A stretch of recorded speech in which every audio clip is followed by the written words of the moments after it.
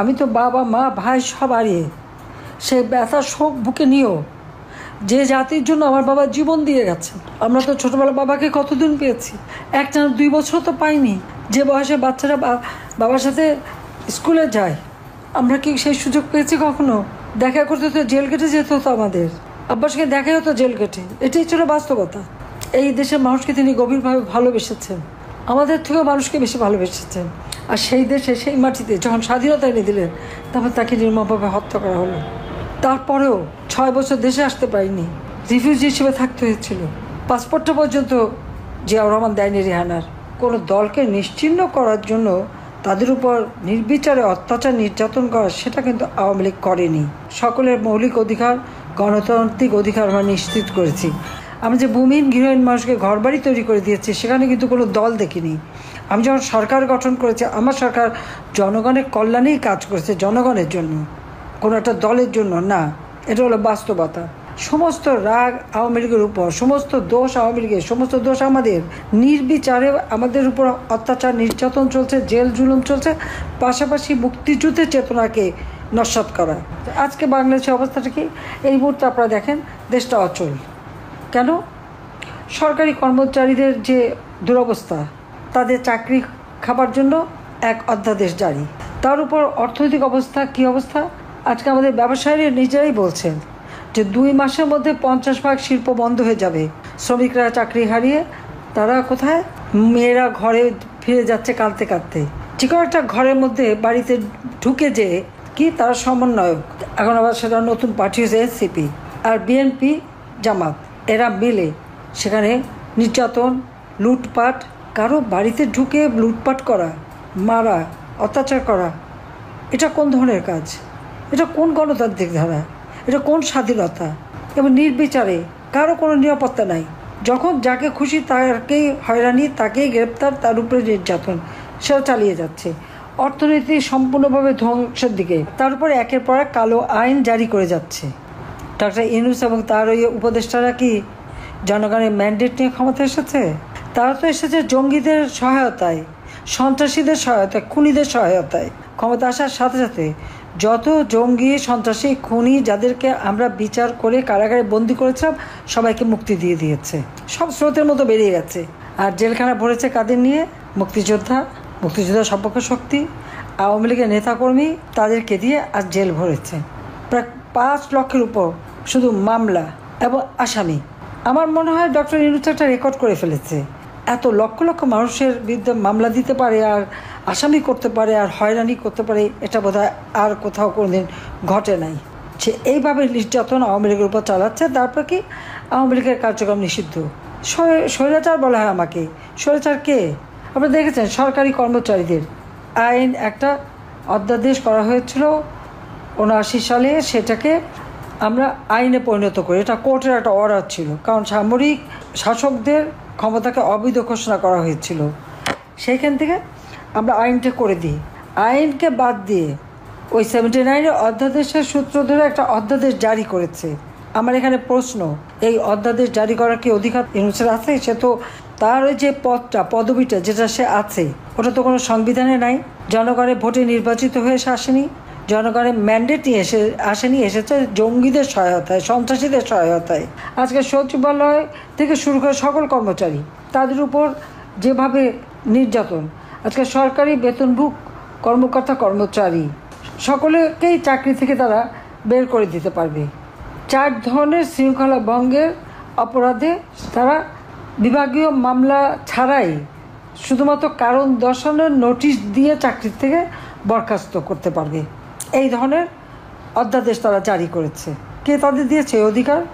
এটা তো সম্পূর্ণভাবে সংবিধানের সঙ্গে অসামঞ্জস্যপূর্ণ, সম্পূর্ণ অসামঞ্জস্যপূর্ণ। কারণ 2018 সালে সরকারি কর্মচারীদের আইন করা হয়, অথচ সেই আগের যে অধ্যাদেশটা সেটা কিন্তু রহিত করা হয়েছিল।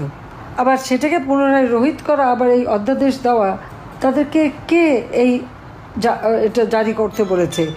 সরকারি অধ্যাদেশ জারি করা কোনো অধিকার তো এর নাই, সংবিধান সেই অধিকার দেয়নি।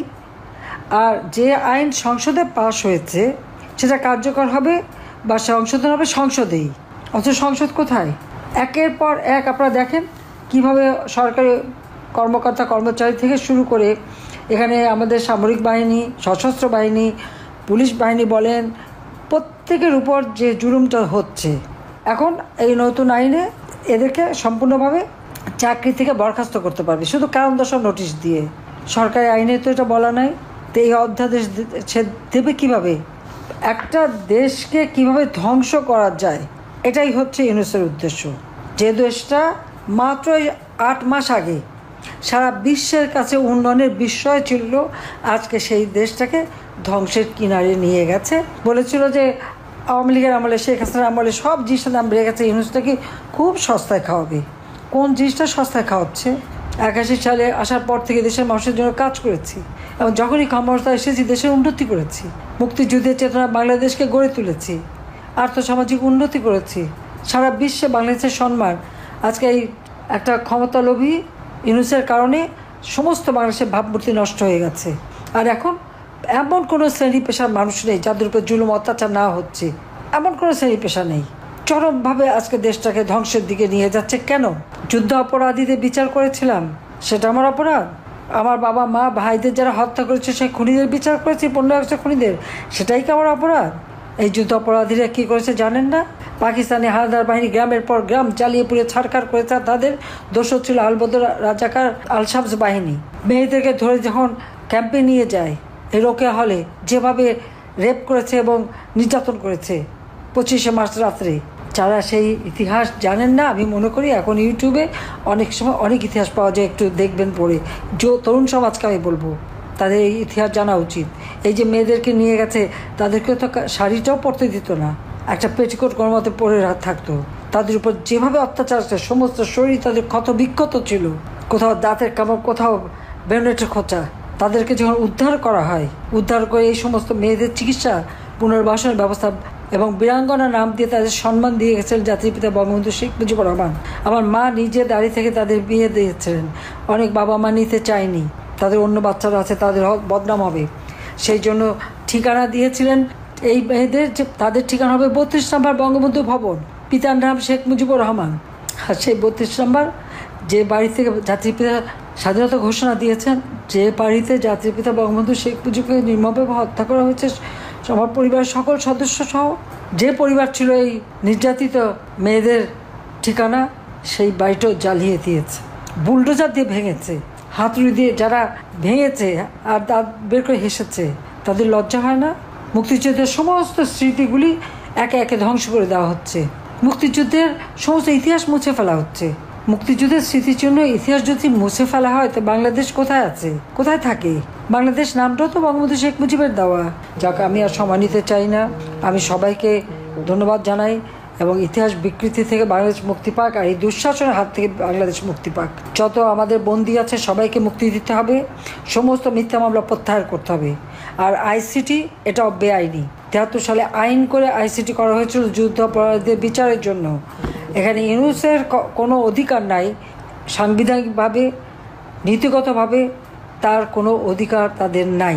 বরং যারা এই অপকর্মগুলি করেছে তাদের বিচারই বাংলার মাটিতে হবে একদিন। যারা এই আইসিটি নিয়ে আজকে লাফালাফি করছেন, আমাদের বিরুদ্ধে মামলা দিচ্ছেন, শাস্তি দেবেন, একদিন শাস্তি তাদেরকে পেতে হবেই ইনশাল্লাহ। সবাইকে ধন্যবাদ। জয় বাংলা, জয় বঙ্গবন্ধু, বাংলাদেশ চিরজীবী হোক। খোদা হাফিজ।